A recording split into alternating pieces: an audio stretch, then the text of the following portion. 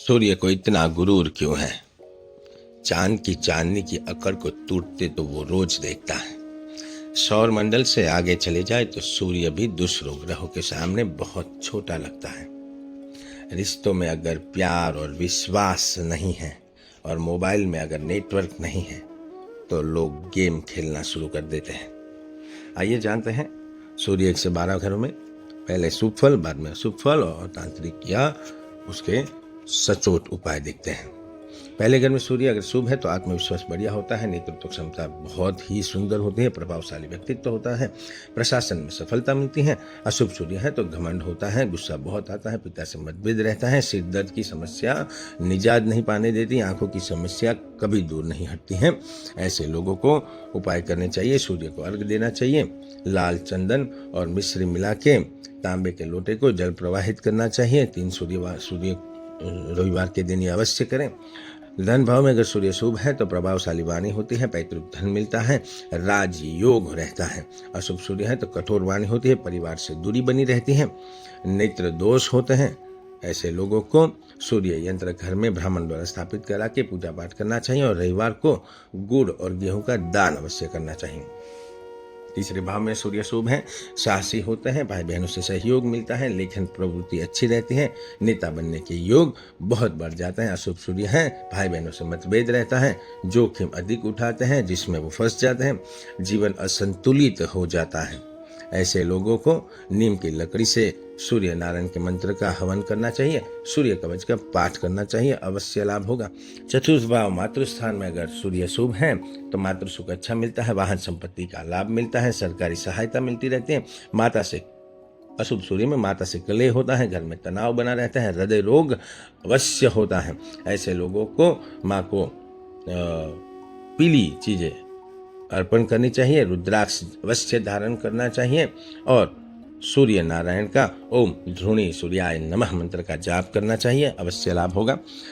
बुद्धि संतान भाव में अगर सूर्य शुभ है तो तेज दिमाग, संतान सुख अच्छा मिलता है, भाग्य खुल जाता है। अशुभ सूर्य है तो संतान से दूरी बनी रहते हैं, पेट रोग अवश्य होते हैं, अहंकार में चूर रहते हैं ऐसे लोगों को सूर्य स्तोत्र का पाठ करना चाहिए, संतान के नाम से सूर्य का ब्राह्मण द्वारा हवन करवाना चाहिए और हल्दी थोड़ी सी पानी में डाल के स्नान करना चाहिए, अवश्य लाभ होगा। रोग शत्रु स्थान में अगर 6th हाउस में अगर सूर्य शुभ है, शत्रु पर विजय मिलती है, प्रशासन से लाभ मिलता है, उच्च जीवन शैली मिलती है। ऐसे लोगों को अशुभ सूर्य होता है तो उच्च रक्तचाप का प्रॉब्लम रहता है, पेट रोग बहुत होता है, पाचन की समस्या रहती है, आंतों में दिक्कतें रहती हैं, अहंकार बहुत रहता है, शत्रुओं से हमेशा विजय प्राप्त करने में दिक्कतें रहती हैं। ऐसे लोगों को हनुमान जी को मीठा पान अवश्य देना चाहिए।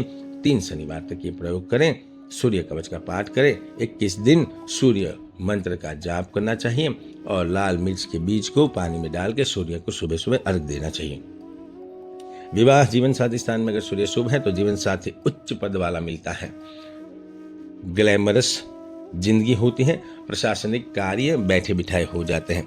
अशुभ सूर्य है तो अहं की टक्कर होती है, तलाक अवश्य होता है, पार्टनर से तनाव रहता है। ऐसे लोगों को सूर्य और शुक्र का संतुलन बनाना चाहिए, शुक्र के प्रयोग करने चाहिए, गुप्त दान अवश्य करें। रविवार के दिन किसी पेड़ पे जाके दूध थोड़ा पानी मिक्स करके उसमें थोड़ी चीनी डाल के अवश्य पीपल के पेड़ को अर्पण करना चाहिए, जरूर लाभ होगा। आयु रहस्य, दुर्घटना, मौत का स्थान 8th भाव में अगर सूर्य शुभ है तो गुड़ ज्ञान होता है, तांत्रिक शक्तियां बहुत होती हैं, मृत्यु पर विजय पाने की क्षमता रखते हैं ऐसे लोग। अगर अशुभ सूर्य है तो एक्सीडेंट अवश्य होता है, किसी की क्षमता नहीं है कि एक्सीडेंट योग मिटा सके। अगर ये उपाय करते हैं नीचे दिए गए तो जरूर लाभ होगा। पितृदोष होता है, अचानक धन हानि होती है, अचानक बिजनेस को खो देना पड़ता है। ऐसे लोगों को ओम सूर्य मृत्युंजयाय नमः मंत्र का जाप करना चाहिए, सूर्य नारायण को अर्घ देना चाहिए, गुड़ का दान करना चाहिए। 9वें भाव में अगर सूर्य शुभ है तो भाग्यशाली होता है, धार्मिक प्रवृत्ति होती है, उच्च पद होता है। अशुभ सूर्य है तो गुरु से बनती नहीं है, भाग्य में बाधाएं आती रहती हैं, अहम में चूर रहते हैं ऐसे लोगों को पिता की सेवा करनी चाहिए, 5 ब्राह्मण को अवश्य भोजन कराना चाहिए। ऐसे लोगों को कभी भी किसी की अवहेलना नहीं करनी चाहिए, वरना जरूर दिक्कतें आती हैं। कर्म स्थान में अगर सूर्य अच्छा है तो उच्च पद प्राप्त होता है, जरूर सरकारी नौकरी मिलती है, समाज में मान सम्मान प्रतिष्ठा मिलती है, अच्छी जीवन प्रसार कर सकते हैं। अगर सूर्य अशुभ है, घमंड इनको ले डुबोता है, पिता से हर हमेश संघर्ष रहता है। उन लोगों को अगर अच्छा पद मिल भी गया है तो वो मान सम्मान नहीं देता है। उपाय करने हैं, उन लोगों को सूर्य नारायण के नाम से ब्राह्मण द्वारा हवन करवाना चाहिए और सूर्य यंत्र ऑफिस में स्थापित जरूर करें। 11वें भाव में अगर सूर्य शुभ है तो सभी इच्छाओं की पूर्ति होती है, प्रभावशाली मित्र मिलते हैं, बहुत बड़ा नेटवर्क होता है। अगर अशुभ है तो अधिक अहंकार आदमी को लोड ले डुबोता है, अवसर गंवाते रहते हैं, किसी से भी कभी भी मतभेद हो जाता है। ऐसे लोगों को 11 रविवार चौमुखा दीपक जला के सूर्य नारायण को अर्पण करना चाहिए। याद रहे, बाती पीले कलर की होनी चाहिए। ऐसे लोगों को तांबे की थाली में गुड़ और गेहूं भर के 43 दिन तक दान अवश्य करना चाहिए।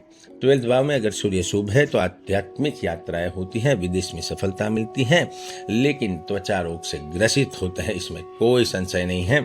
अशुभ सूर्य है तो खर्च अधिक होता है, नेत्र रोग इनको ले डुबोता है, अकेलापन इनको सुसाइडिक थॉट्स देते हैं। ऐसे लोगों को सूर्य को 12 दिन सूर्य मंत्र का जाप करके अर्घ्य देना चाहिए। मोक्ष प्राप्ति हेतु ओम सूर्याय नमः मंत्र का जाप करना चाहिए। ऐसे लोगों को गाय की सेवा अवश्य करनी चाहिए, लाभ होगा। एको अहम द्वितीयो नास्ति ना भूतो ना भविष्यति।